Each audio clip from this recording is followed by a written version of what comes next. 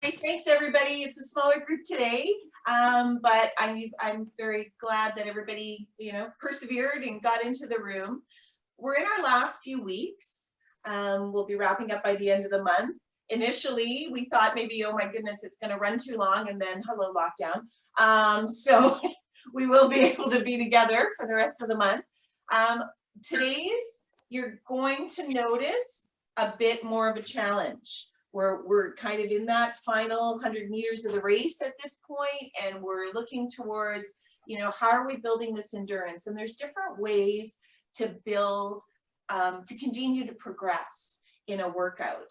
So there's adding more weight, which in some cases just isn't possible because we're limited as to the equipment that we have. We can speed up the intensity, which we do in our high interval training. So this one, we're actually going to add a few more reps. So you can stay at the same weight that you're at, or you can challenge yourself by adding a bit more. The other thing I've added today that you're going to notice is a few more compound movements. So we're doing more where we're working everything from down here all the way up. And that is also a way to challenge ourselves. It helps to increase our heart rate and it challenges our muscles a bit more. So the exercises will be similar, but they've got kind of an added bonus to them. So let's start with our warm-up, and then I'm going to go through the exercises today. My little black kitty has decided to come visit today. All right, we're going to get started in 10 seconds. Starting with forward arm circles. We're starting out nice and big, really just warming up. Nice straight limbs.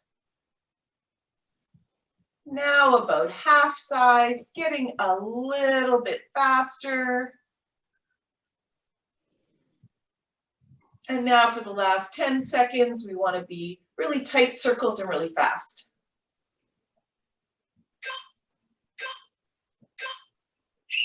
And switch direction.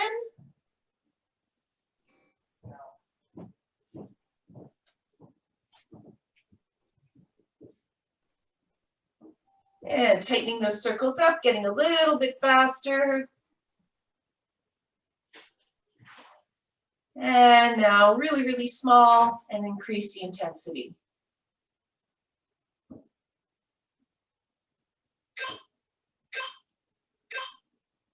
All right, legs shoulder width apart. We're going squat to alternating reach. Really push your hands. Really feel that twist.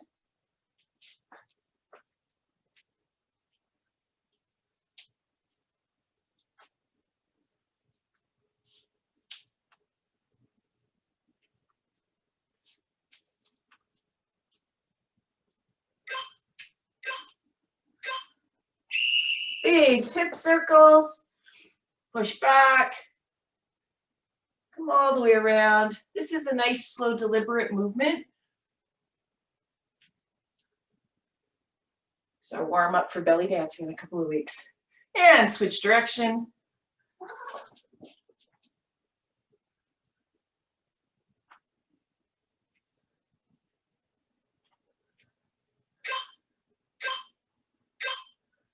Moving into a high knee march. Again, this is not fast.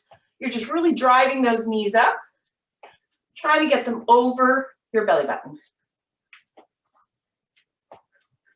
Warming up our glutes, our hamstrings.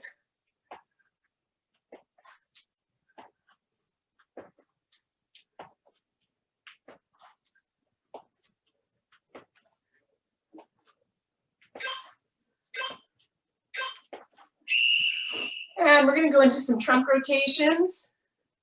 Again, hips are forward. We're twisting from the waist only. Really warming up those obliques.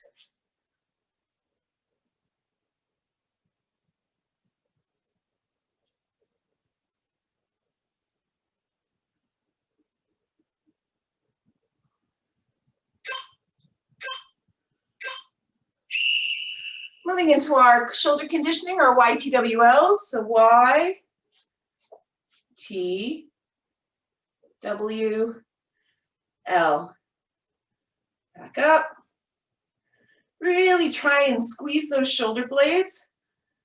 See if you can make them touch.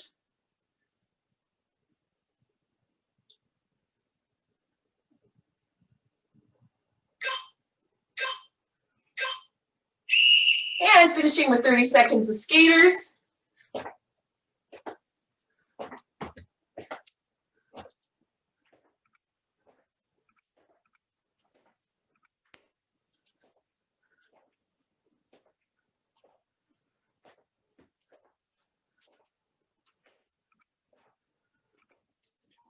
Weights.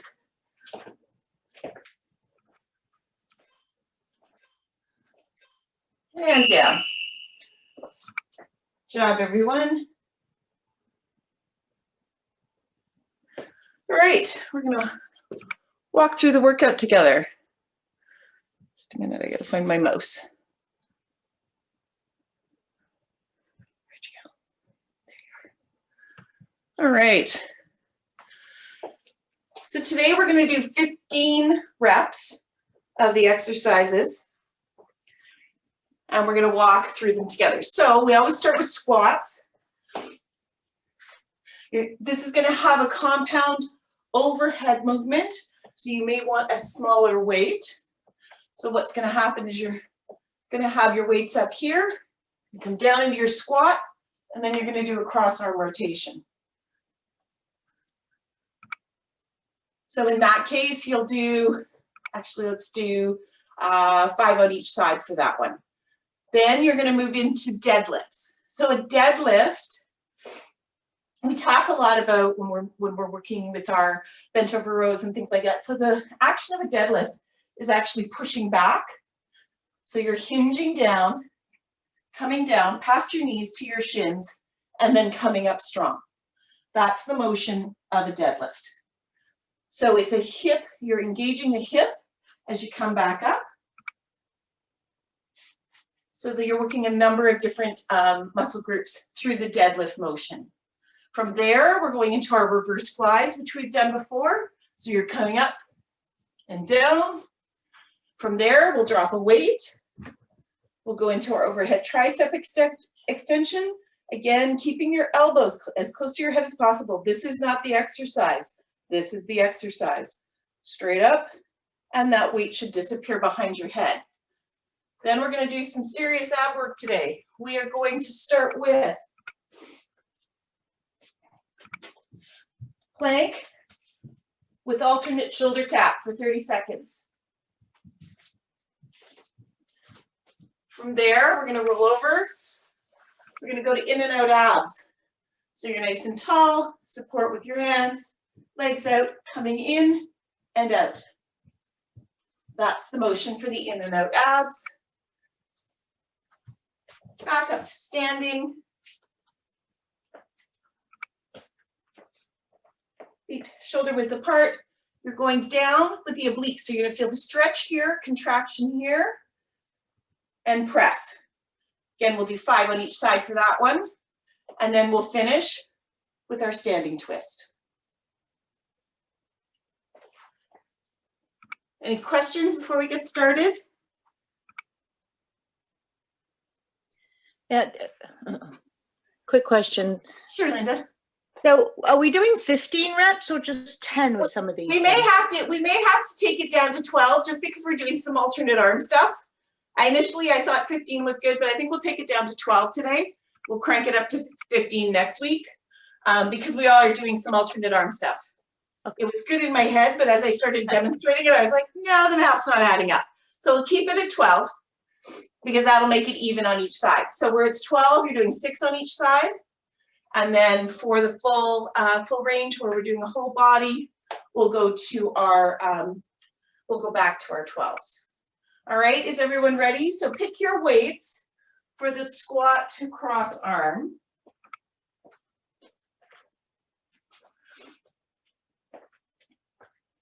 And we will get started with 12 reps. On your own time, down, oh, sorry, my fault. See, I got into exercises. Down, cross. That's 1.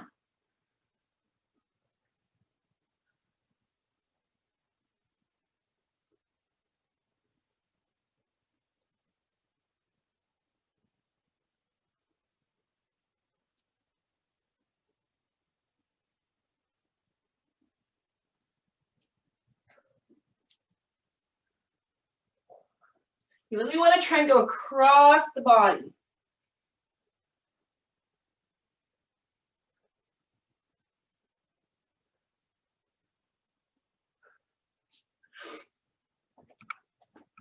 Once you're done, I have wild turkeys in my backyard. We're going to move to deadlifts. You may want a little heavier weight for your deadlifts, but again, only to doing good form. About hip width apart, that bum goes back first. So just feel that hinge, down, up nice and strong. Make sure you're not locking your knees out. They should have a soft bend in them.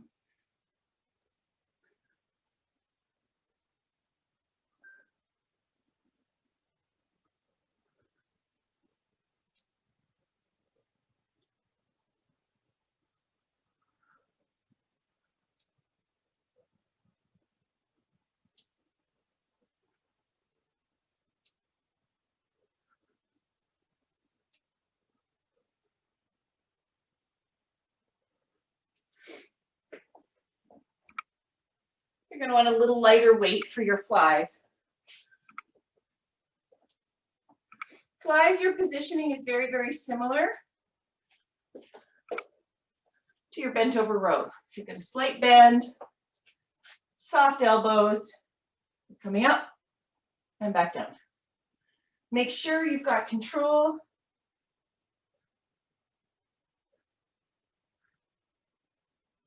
Feel those shoulder blades engaging.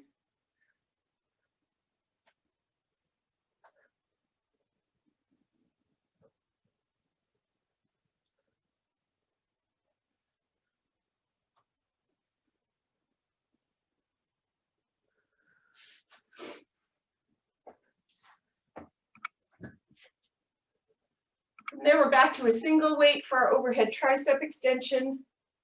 About a medium weight on this one. Again, keeping the elbows tucked nice and close to the head. Fully extend over your head. Drop it down. I've got a ponytail. I know it's gone far enough when I can feel my ponytail. Nice and strong on the up. Exhale.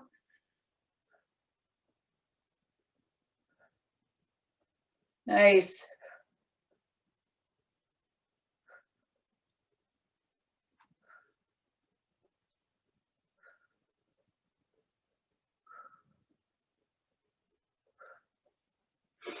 All right, we're going to do some mat work. So down for our plank.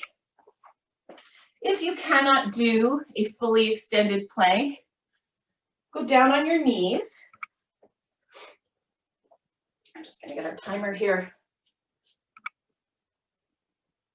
There we go. So you can still do a plank with the shoulder taps from your knees. Again, make sure your bum is tucked down and that your arms are stacked, and then do the taps like that. So you can either do it from your toes, from your knees. You're on for 30 seconds, shoulder taps. Try not to move your hips, which is really hard. Draw that belly button in.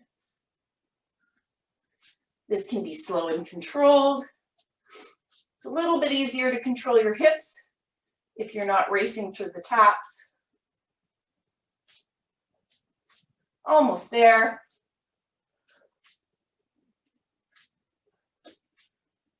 And you're done. Rolling over and sitting for your in and out abs. Back is nice and tall. A little bit of support from your hands. And you're coming in and out for 12.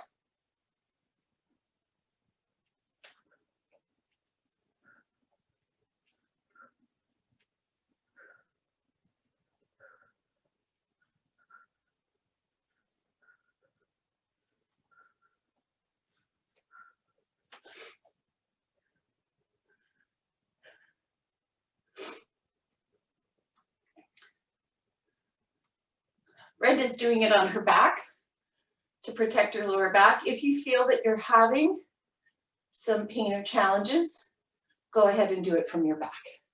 All right, last 2 exercises, we're back up. You just need 1 weight for this, about a medium weight. Hip width distance apart, compound movement. You're dropping, you're gonna feel this contract, coming up to a press. So do 6 on one side, and then 6 on the other.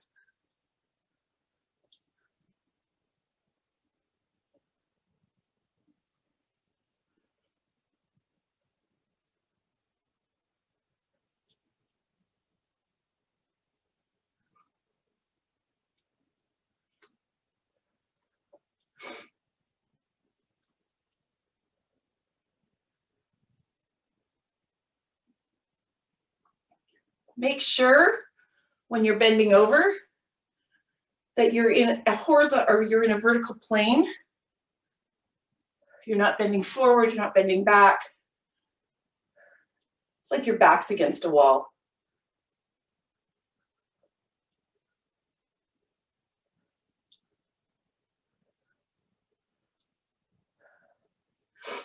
And final exercise, we're moving into a standing twist. So you're going to hold the weight, both arms, twisting from side to side. Your head is not moving.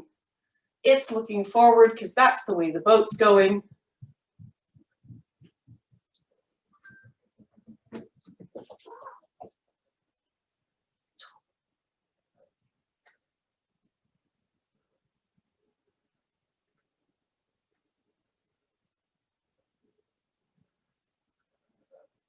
And we'll take a minute rest.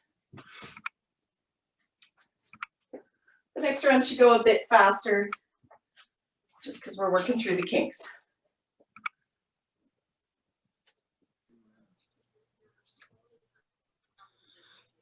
Gwen, can I show how to do a deadlift to protect your back?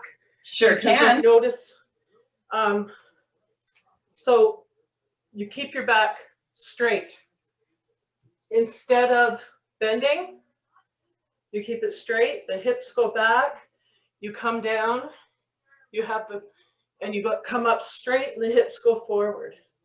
So you're almost in an extension. So is this more like a goblet squat, Ben? Almost, yes. Okay. Right? But Yeah. But none of that bending over like this. Yeah, no, that's fair. Yeah. And I forget because I don't struggle with it.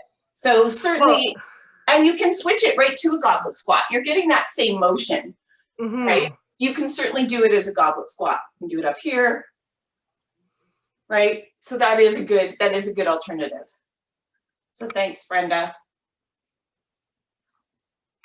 Yeah, if ever anything doesn't feel right, please unmute and speak up. If I don't know the answer, I'm sure someone else in the group does. Quick question, Gwen. When you refer to a medium weight, what are you using? Because I'm not sure I'd be at the same level of you as you. That's right, and that's why you kind of have to judge. So how I judge, and I'm using lighter weights today because I do heavier weights in my strength workouts with my other team. And I'm sore. So on Saturdays, I do a little bit lighter weights.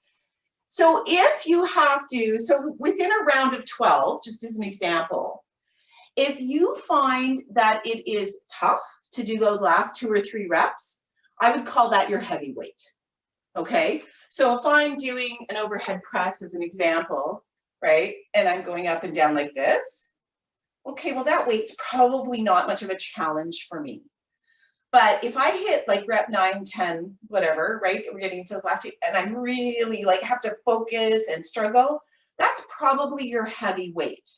Your medium weight, you should feel some fatigue in the exercise by those last few reps. And the lightweight would be one that you could do it very, very quickly. That number is going to be different for everyone. So just as an example, when I do my strength training with this same movement, there's 2 exercises we do. It's called a push press, and I think we've done it as a group. So you're here and you're pushing up. I do that with 20-pound weights. That's my heavy weight. I have people on my team who do it with 35-pound weights. That's their heavy weight. So it's different for everyone. And when you start, it may be 5 for you. So it's wherever you feel that level of challenge, that's how you decide what it is. And it makes it tough too if you don't have a lot of assortment of weights as to what it is. The reason I specifically talk about light, heavy, medium is some people have weights on the heavier side. And even today, I could, but for the amount of reps we're doing, this is a 600 rep workout. When you get to here, when you get to this one, like I struggle just getting that cross reach in a 10. So I'm not going to do it in a 10 because if you're overtaxing your muscles, you're going to injure yourself. Okay? Thank you so much. That really clarifies it for me. Thank you. Happy to answer it. Yeah, it's a very, very good question. All right, so let's go back to our second round. So we're doing our squat to our cross arm reach.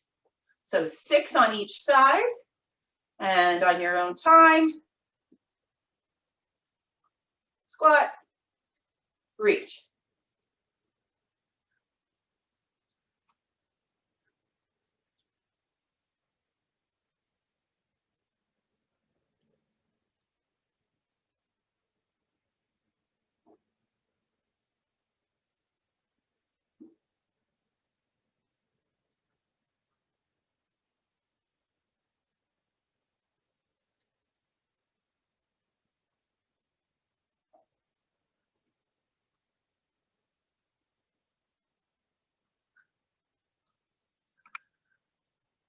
When you're done, if you need to switch your weights, we're moving into deadlift or goblet squat.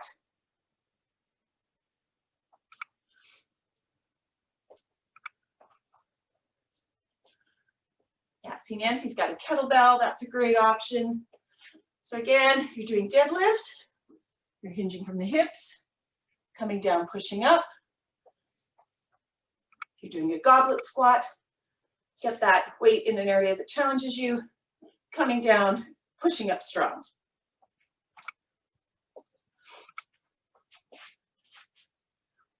It's really important for us to have a strong lower body because it becomes the foundation of our work in the Dragon Boat. Because a Dragon Boat stroke is really a kinetic chain that goes from our feet right up. I lost count there. All right, reverse flies, lighter weight. Oh man, turkeys are mating up in my backyard. I get big plumes. It's very exciting. All right, haven't seen them in a while. All right, so reverse fly. Again, you only want to come up to here. You're going to come up nice and strong. Feel those shoulder blades contract. And you want to have control as you come back down. You're almost fighting gravity, so you've got time under tension there.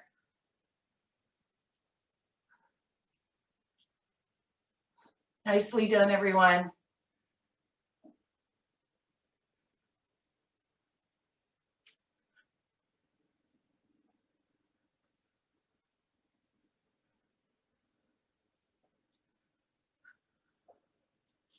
From there, we're moving into overhead tricep extension.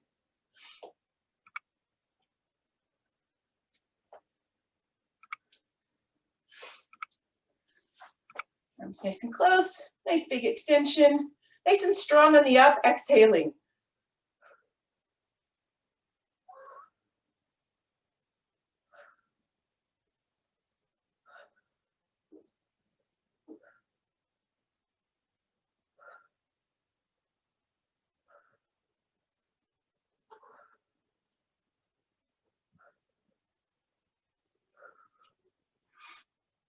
All right, we're moving down to our mat for the last half.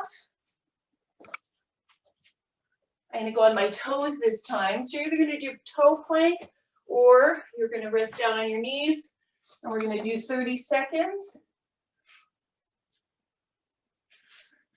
of shoulder taps. When you're in position, to make a toe plank a bit easier, you can get your legs a bit wider as well. And you're on for 30 seconds. Sometimes that helps stabilize, and it's a good place to start if you're really just starting to challenge yourself with a toe plank. You find your hips may not move as much. 10 seconds.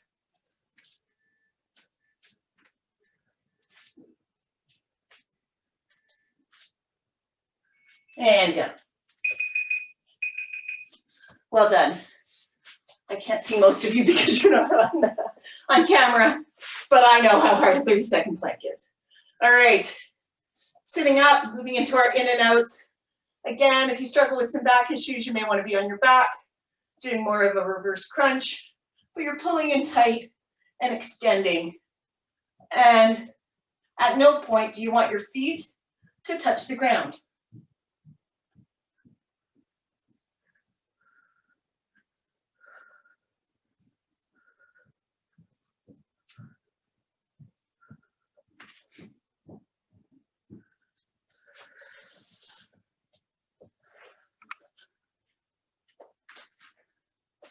Nicely done. Good work, Jamie. All right, we are moving into our oblique curl to press. A little bit heavier weight here. Again, where you want to feel this is the lengthening and contraction of your obliques. Coming down to the side, up, press. 6 on each side.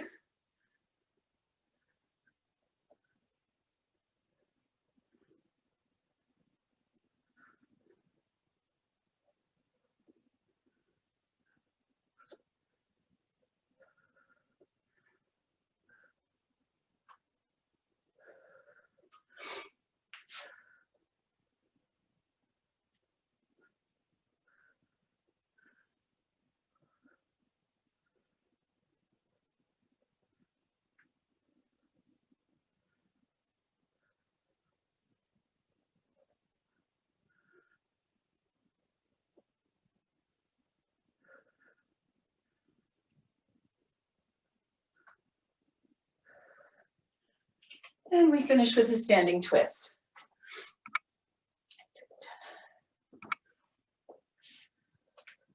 Arms straight out.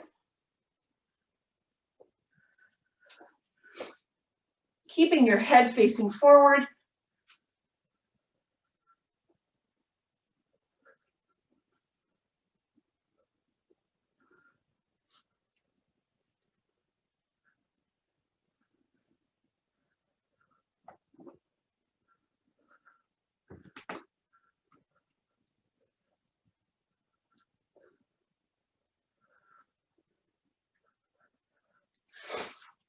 And we can take a rest.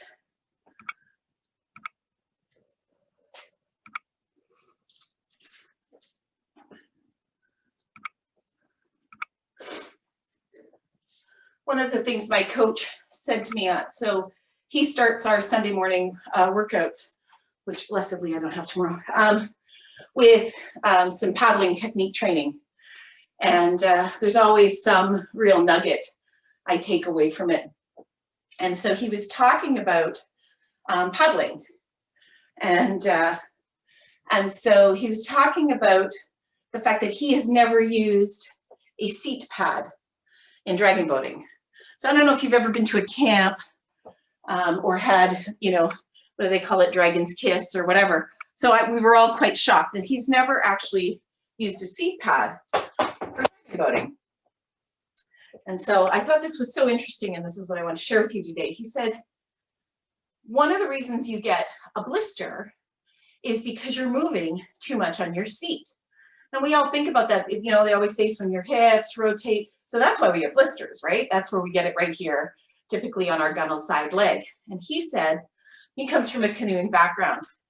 He said, you should think of your body as there's a pole here, and this is the axis. And so everything moves around that axis. So you're hinging forward and rotating when you're in the boat, when you're setting up for that stroke. He said, this always stays here. It can come forward, it can come up, you can rotate, but everything stays straight here. And it was a big like, ah, moment for me. And he said, that's why people get blisters, is that there's too much movement, and it's extraneous movement, which is A, expending energy you don't want to expend, and B, you're also not utilizing your kinetic chain to its fullest potential because you're not channeling the energy where it needs to go. So anyways, just a little tip from my coach that I'm passing on to you, and it was really eye-opening for me. And so now as I work on my paddle erg, I'm thinking about it a little bit more. And I can't wait to get in the boat and try all these things. So let's move into our next round.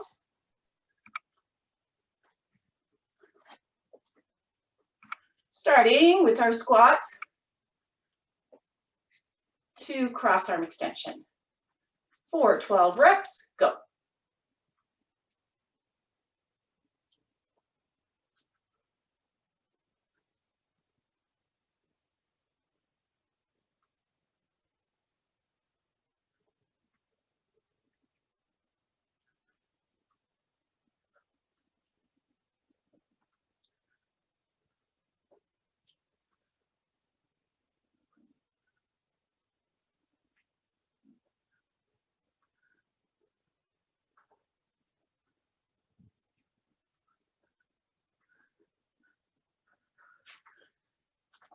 Moving into our deadlift or goblet squat.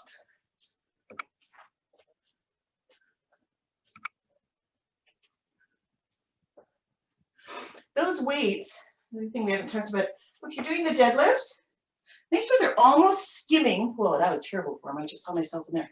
I was thinking what I was saying to you guys. There we go, bum back, straight back. You want to almost be brushing your body. The weight is not way out here. It is very, very close to your body.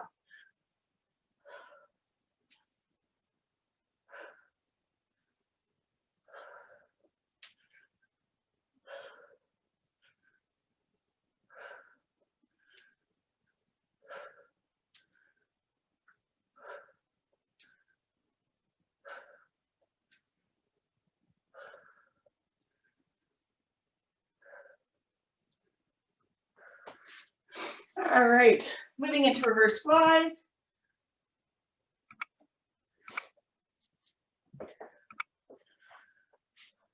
Again, slight bend at the waist, nice soft elbows. Your wrists always want to be, you don't want to be bending your wrists one way or the other. They want to be in neutral position, and up and down.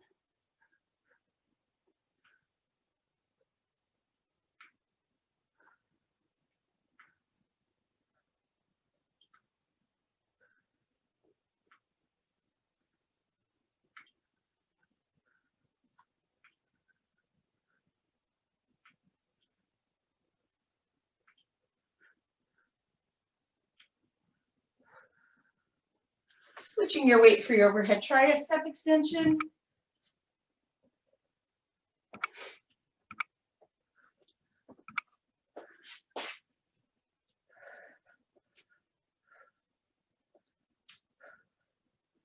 Nice and strong on the up.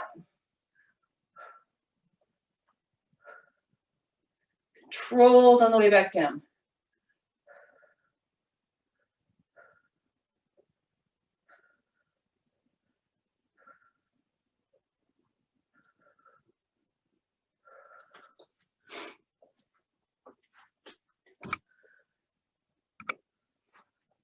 And we're going down for our plank with shoulder tap. Getting into position, either on your knees or your toes. When you're ready, we're on for 30 seconds.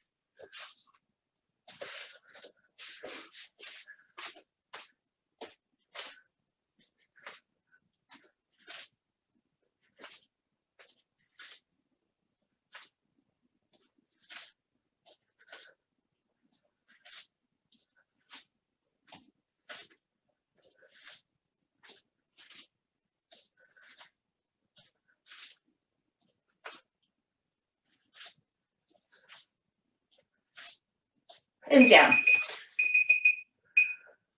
Rolling over for in and outs.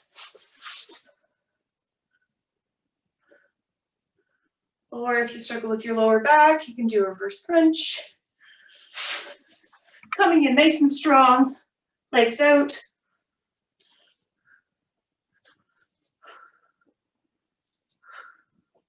Zip those legs close together.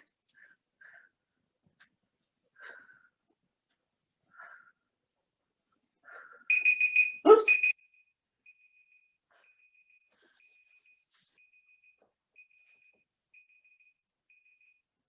My timer went crazy. All right, and we're standing up for our oblique exercises.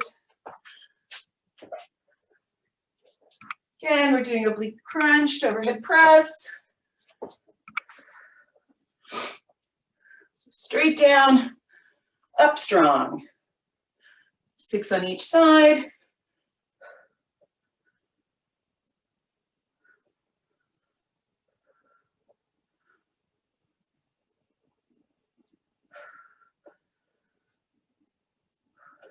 When you're going into that overhead press, try and keep your arm very close to your head. The movement isn't out here, it's straight up.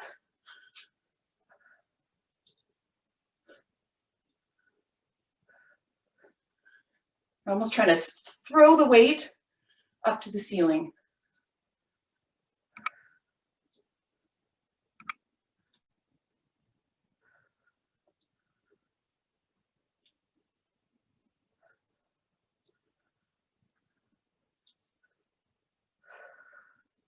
And from there, we'll go into our standing twist, which is the last exercise of our third round. Nice straight limbs.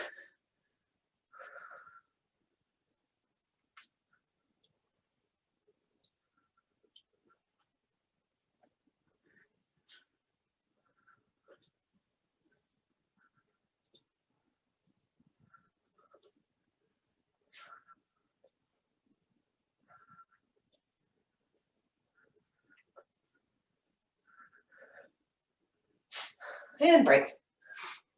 Well done, everyone. Take a minute.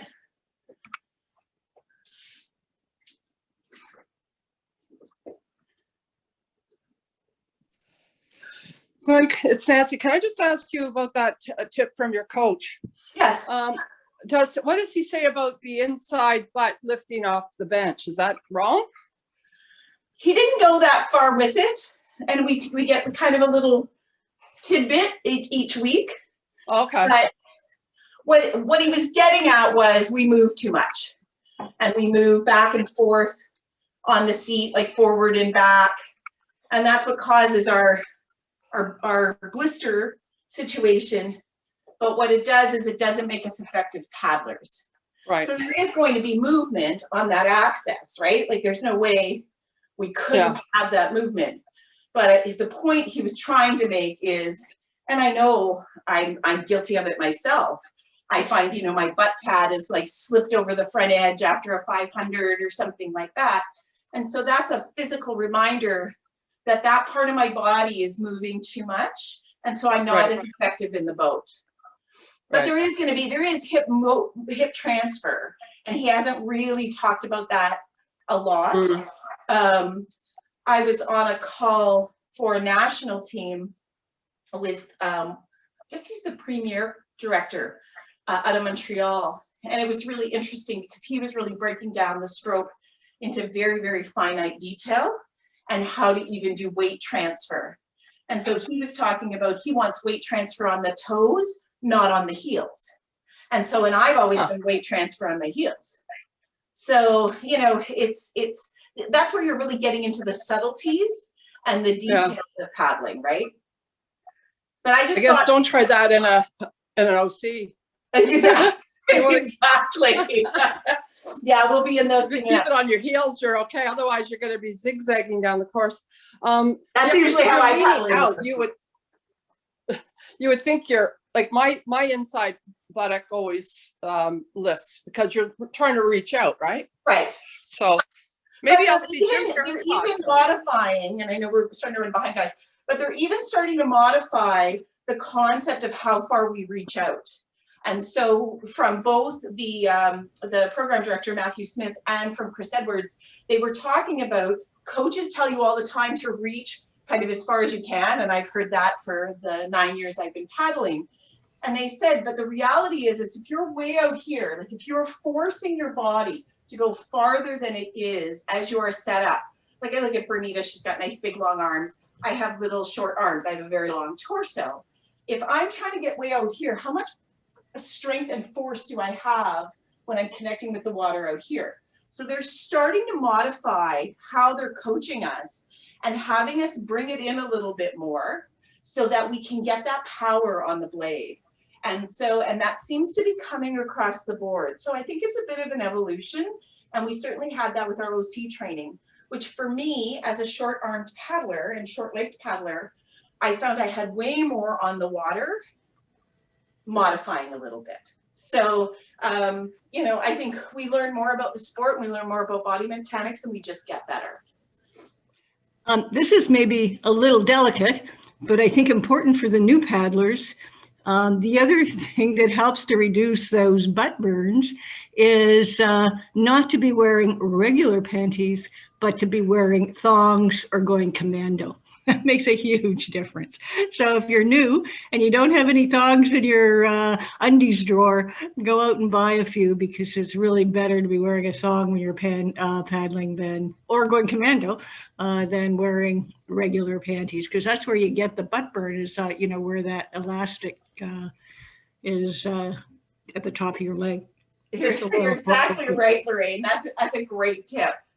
I wear double shorts too if I'm at camp. If I've got 2 and 1.5 hour sessions in a day, I'm double shorted and Vaseline. So let's move into our 4th round, everyone. Squats to cross arm reach. 12 reps. Everybody's ready. Go.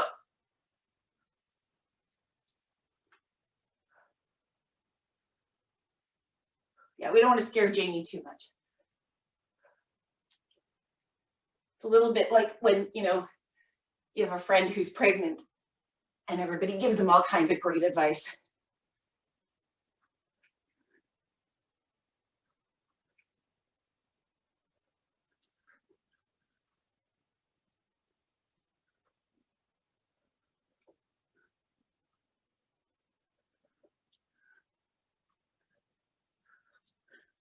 I've lost count again. All right, moving into our deadlifts.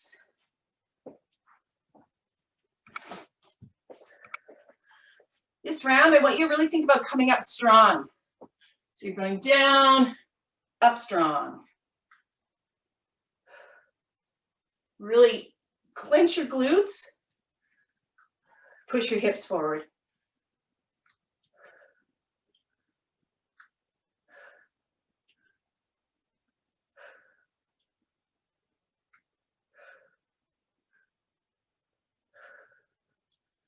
Nicely done.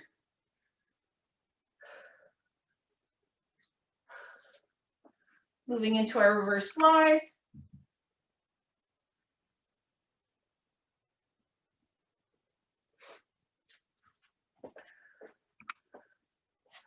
Again, think about contracting those shoulder blades as you're moving up.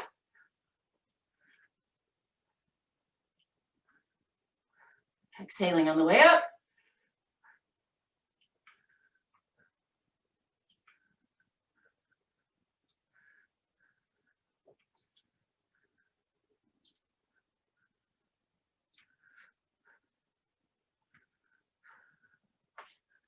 Nice work, everyone. Moving into our overhead tricep extensions. Nice and strong on the up. Exhaling.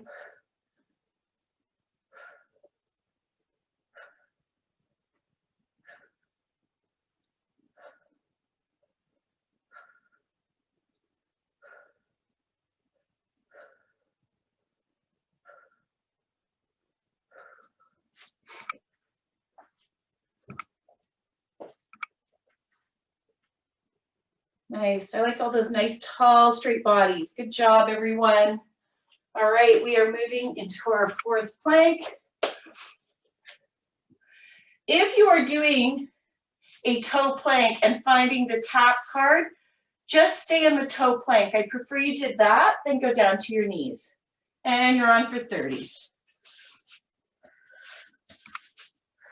The toe taps just create a bit more of a challenge by trying to keep your body still.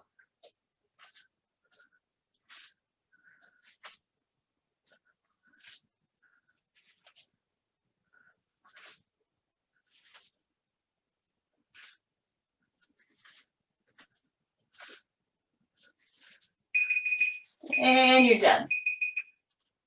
Make that go away this time. All right. Turning over, moving into our in and outs. Straight legs pulling in for 12.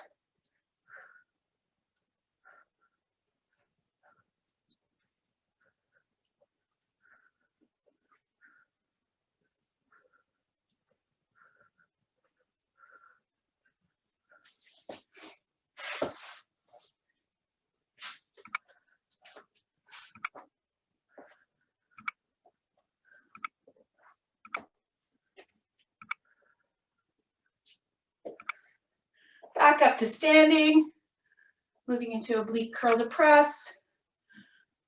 Again, try and think of your body as though it's at a wall, it's coming down, and we're going straight up. Think about that axis that we talked about. Every exercise we do builds muscle memory.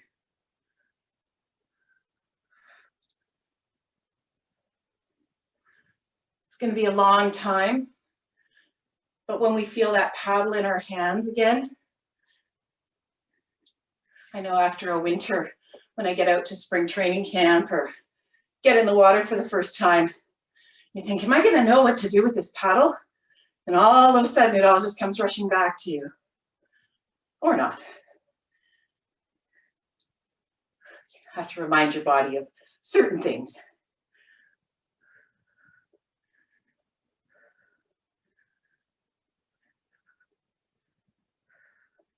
Nice, good form on that one, everyone. All right, we are moving into our standing twist. Again, if you cannot keep your arms fully extended, your weight may be too heavy. That's a good indicator. If you can't keep good form in an exercise, you've chosen too heavy a weight.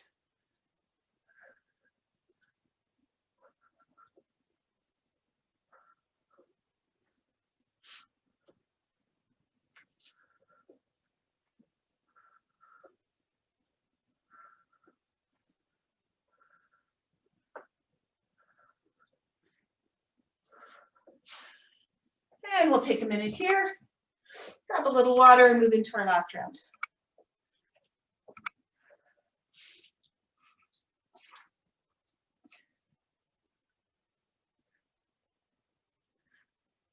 I will say I really enjoy all the different input from different people.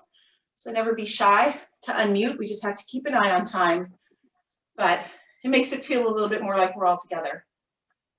And I'm not talking. I just want to quickly say it's Nancy. I just want to quickly say too, I don't think Jamie and Shelley scare easy. They've never been on a dragon boat or an OC. I don't. But and I actually showed Jamie that crazy video I haven't been able to get to of everyone hooling, and she's still doing it. But I have never gotten a butt blister. I've been paddling for both. So, well, and last year doesn't count. 6 years, 7 years, something like that. So I guess I've been lucky. I don't think it's because I have great technique. By the way. Well, good for you. I have had some really serious ones. I usually get them at training camp though, when they are, because we'll do a 90-minute session in the morning and then another 90-minute session in the afternoon. And so I've learned through experience to do the double shorts, put a little Vaseline on the inside, do a little preemptive stuff, just because it's the amount of time that we're paddling. What's interesting though, is I've never had any sort of significant trouble from OC. I don't know if it's the foam seat. It's just, it's not quite as hard on the body. Yeah. training camp, I just get so sore I can't sleep. But I found sitz bathrooms work. Well, there's that too. And yes, Shelly and Jamie, we're just telling you the worst. It's a labor story. That's all it is. It's just a labor story. Yeah, well, that was after 4.5 hours of paddling because I did the OC2 my first time to camp. Really stupid. You're Actually, when I was at camp, I've almost fallen asleep in the boat. And we've beaten cancer, so this is not scary at all. All right, let's move into our last round. Let's get you guys out enjoying your Easter weekend. So we're going into our squats with cross arm extension for 12 reps.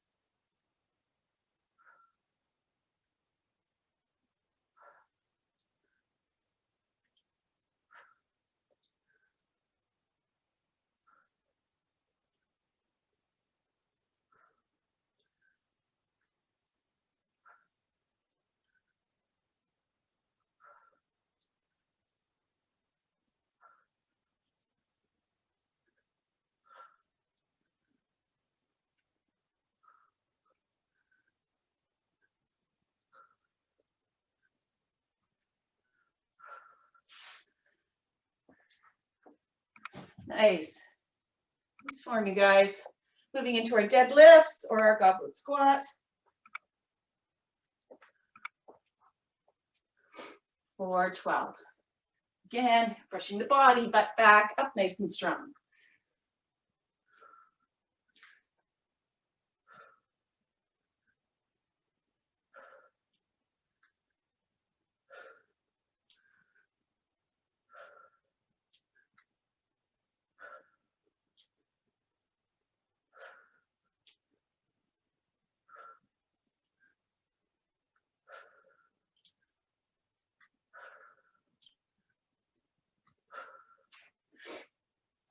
Switching from that into our reverse flies.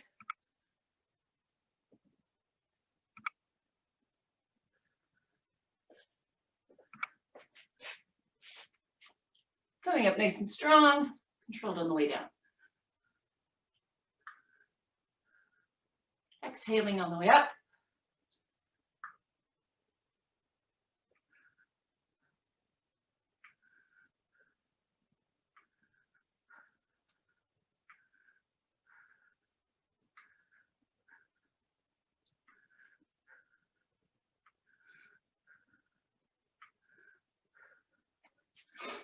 Nice job, everyone. That's good control. Control's really improving. Overhead tricep extension. Nice and strong on the up.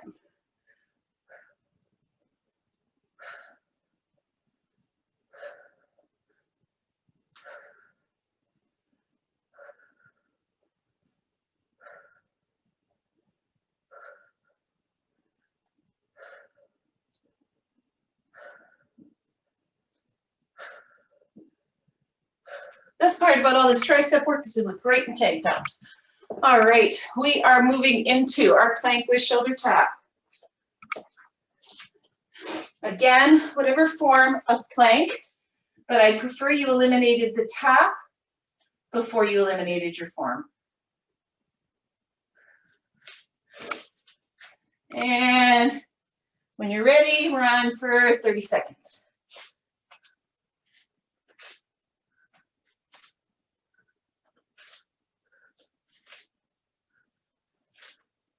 Try and keep that body stable. Draw your belly button in.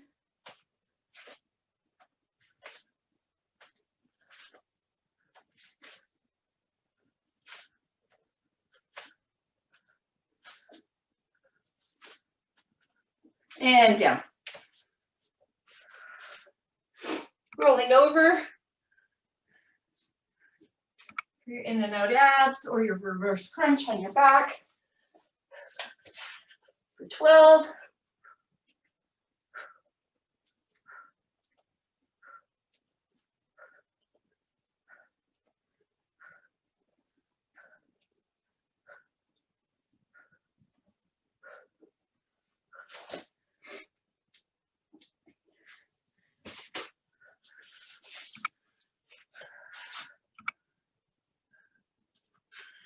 And we're moving into our last two exercises. Our oblique curl to press, 6 on each side. Thinking about our body positioning.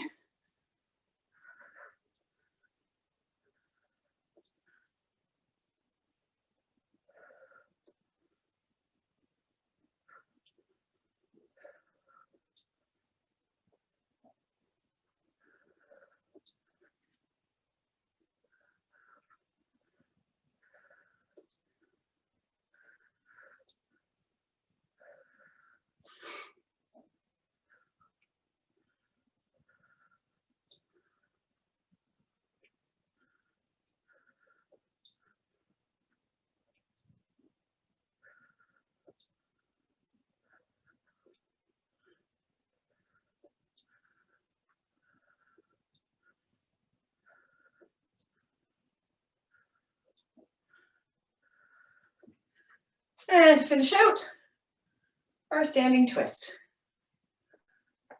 Change your weight if you need it. Make sure your head's facing forward. Really challenge yourself on this one. See if you can really get some momentum in that swing. A bit more range of mobility. Nice job, Bernita. Way to go, Anne.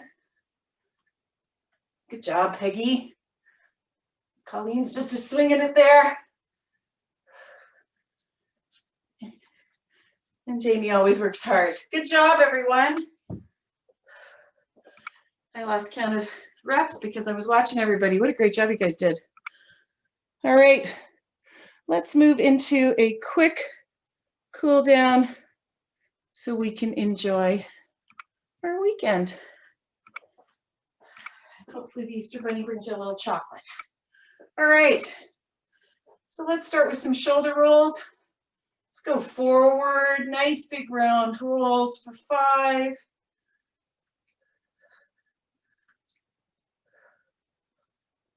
And back. Really push your full range of motion here. I want to break up all that lactic acid. Moving into our goalposts. We did a lot of upper body today. And dropping.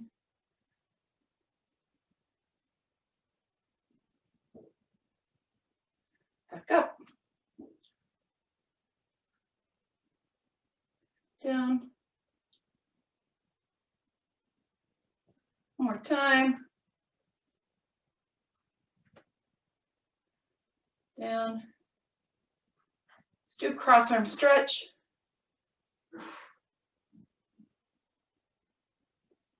Let's really release those arms. Up into tricep stretch, same arm. If you need a bit more in your tricep stretch, you can even give a bit of a lean. Feel it open up through your side. Switching out, cross arm stretch.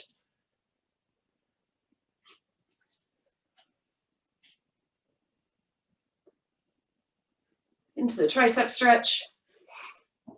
Again, if you need a bit more, give it a bit of a lean.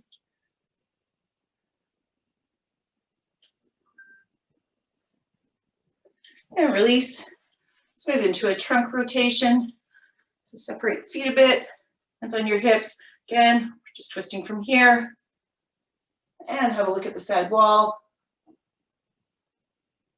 You should really feel that through your mid-back. Back to center. Other side.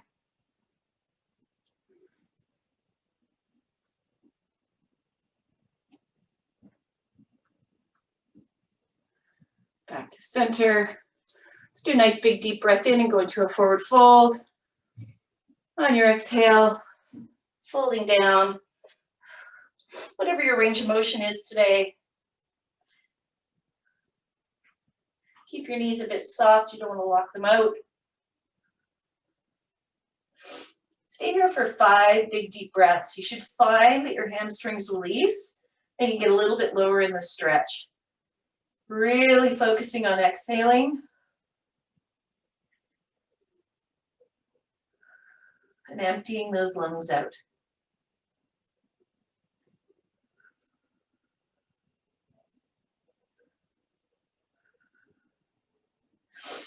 Coming back up, hands on your quads. Let's do 5 cat-cows. Exhaling as you round to cat. Inhaling as you extend.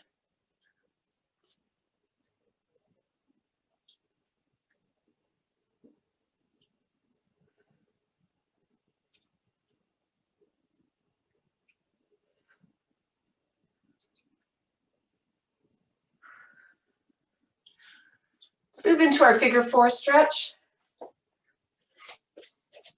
Again, there's various ways you can do this. You can do it laying on your back.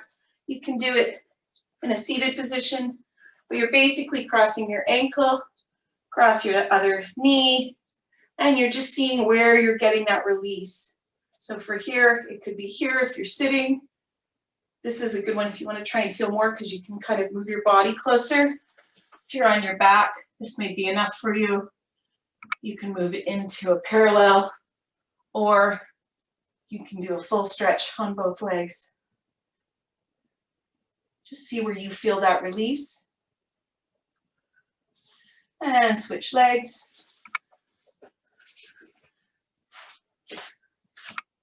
Your hips, each hip is going to feel a bit different. This is my tight hip, because I always feel a bit more intensity in this stretch on this leg.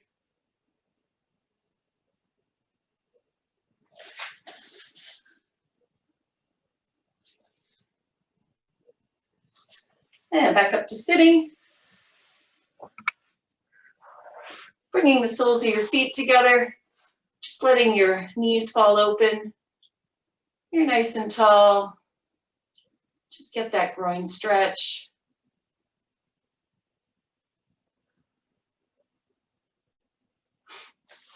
Slowly back up to standing. Couple more nice big deep breaths. One more. And you're done. Bonus Easter points, everyone. Thank you, Well done. Gwen. You're very welcome. So about those butt blisters, I do have some, I have some words of wisdom. I have very thin skin because of the meds I take for leukemia for the last, I don't know, 15 years or so. So I'm well acquainted with the butt blister. So the stronger your legs, the less likely you are to get the butt blister, the more properly you are using your legs. Because it's about friction. So if you get some weight up off your butt and onto your legs, right, where it belongs, Sally used to say, we don't sit in our seats, we rent the seats, right? So the more weight you pull off your butt, the less friction you have. That's a great tip. It is. Brenda, you talking about moving like forward sort of towards the edge of the seat as well? Is that what you mean? I'm talking about using your legs. So yeah, you do sit closer to the edge of the seat than the back. Sitting at the back, then you're pretty much stuck rubbing on the seat. The closer to the edge you are, the less you're relying on that seat, right? But the more you're using your legs, the more you're not rubbing your butt hard on the seat because you're rotating. So you're going to rub if you're sitting, right? Yeah. There's nothing you can do about that. If you're rotating correctly, you will be doing some rubbing.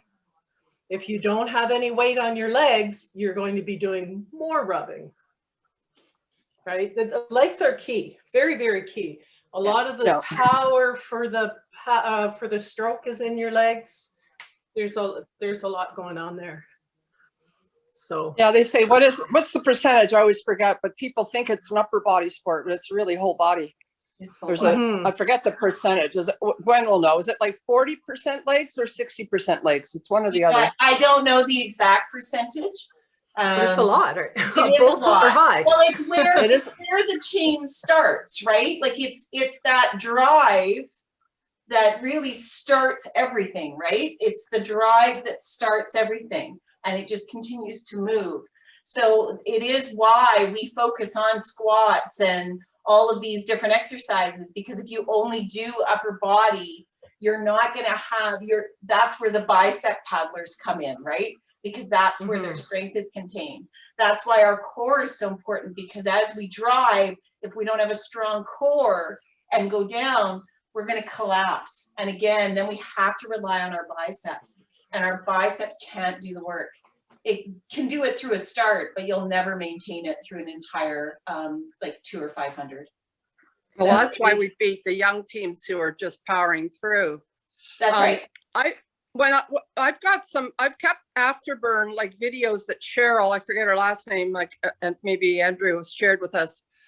What I can try to do, Gwen and Brenda, is find some of them, because I'll share them with like Shelley and Jamie on my team, because just to give them an idea of what we're talking about. And I can send, I'll send them to you as well, Gwen. And if you think it's worthwhile, you can share them with the group. Sure. Because and just, I should say, they're of the canoe paddlers, the guys that sit, I'm not good with all the different ones, but the guys that have one knee up. That's and a canoe, the advantage, the advantage, what I didn't realize is that they do this old weight transfer that we're talking about. So you can really see it easily when you're looking at one of them. And I also want to say to the new paddlers, Jamie, Shelley, and anyone else, is that the Dragon, I think it's fair to say, and I think Gwen and Brenda would agree with me, Lorraine and Jerry and all the other experienced paddlers, is it's easy to learn Dragon Boat paddling. Like, you will get in the boat and you'll get the hang of it very quickly, but it's constantly improving. Like Gwen is talking about these tweaks and stuff. And so that's what's really nice about the sport. It is not as hard as it looks, or as it may seem as we talk about it. You'll get in the boat. I mean, we've won medals with 7 people out of 20, having had 1, 2, maybe 3 practices, you know, so you can pick it up quickly. And then you can spend as long as you want right into your 70s and 80s perfecting it or improving it. And if they're actually changing things, like Gwen said, I mean, that was news to me, like, you know, you're going to be constantly learning. So that's what I really love about it.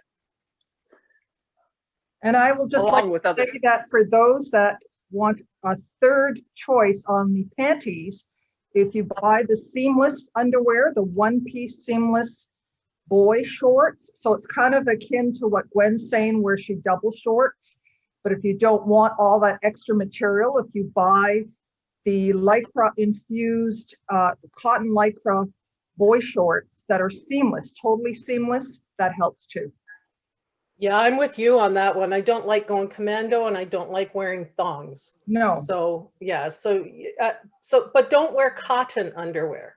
Cotton underwear will cause a friction because it will move like that. So you want to wear something that will give you the least amount of friction. I think it is actually lycra and acrylic blend anyhow. I don't think it is cotton, right, Brenda? You want to avoid cotton for anything with paddling, really. Yeah, that's true. Yeah. Right? Yes. You always want a technical fabric of some sort that's away. I could also tell you that MEC, Mountain Equipment Co-op, they're not obvious to find, but if you Google paddling shorts online, they have shorts that are built in sort of a pad that's not like bicycle shorts. It's it's like a built-in butt pad. Yeah. So and that makes it a little comfy as well. So those are something else you can look into, and they're good for kayaking, or I'm sure they'll be good for OC and stuff too.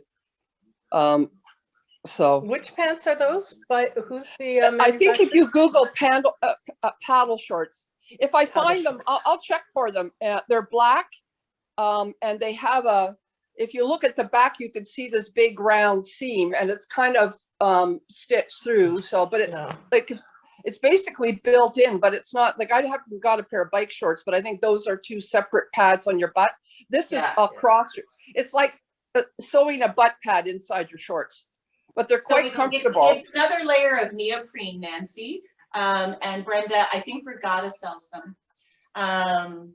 So they're, you know, you're gonna see my best side. They come around here. They're a little bit bigger than your butt pad, but basically Yeah. they've taken like a neoprene liner and they've put it in your short. So it's not as bulky. I have friends I've paddled with who wear bike shorts.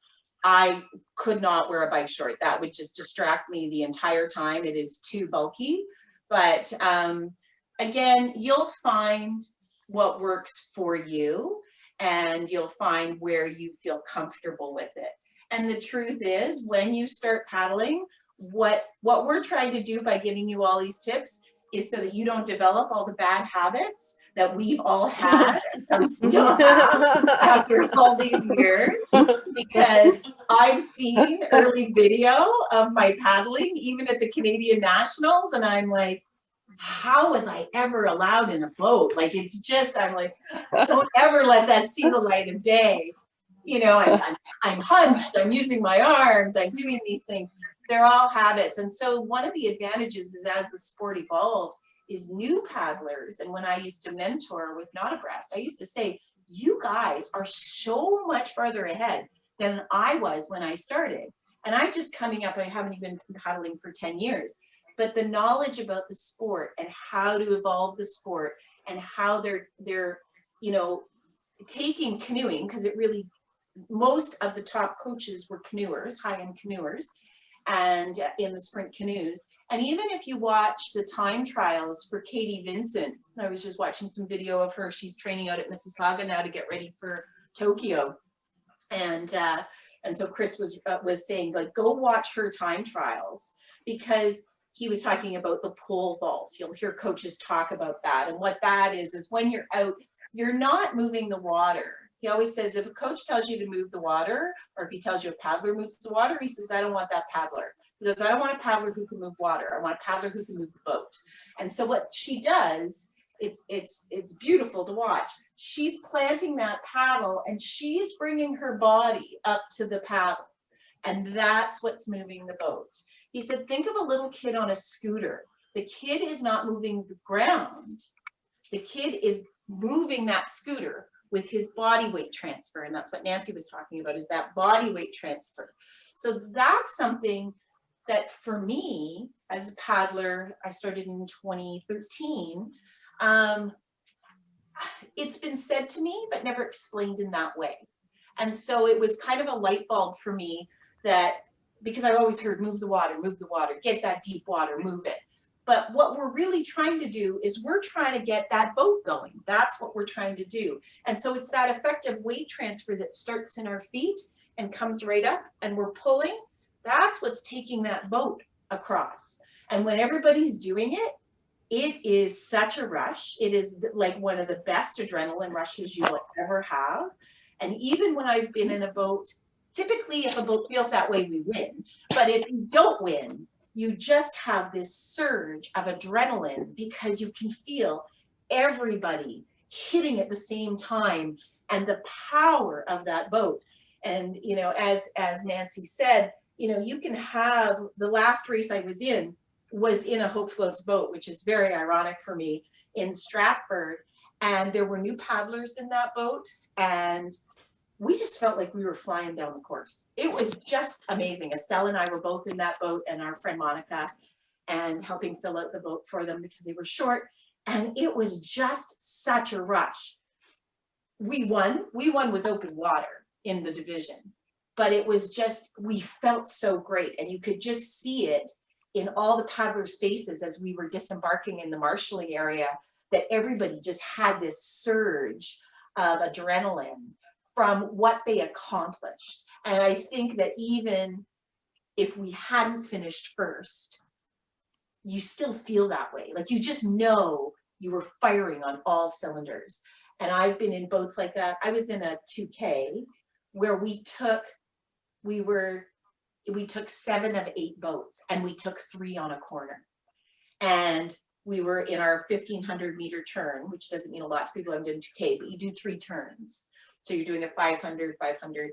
And we got into that 3rd turn, and we had this crazy steers person who took a sharp inside turn And we could feel, we went past all of these boats and we were in our last 500 and Lindsay yelled out, we're gonna do a start. Okay, we're bagged. We've done 1,500 meters. So a start sequence is really like digging in and pushing the boat. She wanted to catch the one boat we hadn't caught in our heat.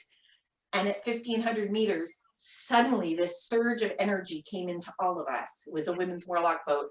And we powered through and we almost caught that 8th boat. We were bagged, but man, we had like everyone was just beaming because of what we accomplished as a team. And for dragon boating, I think that's what fires me up. That's when I get excited, is when I see everybody working, you know, everybody's level's different. We have different weight levels, we have different ability levels. But the beauty of it is everybody gives 100%. You feel it in the boat. There's an energy in the boat, and it is just, it's magic. It really is.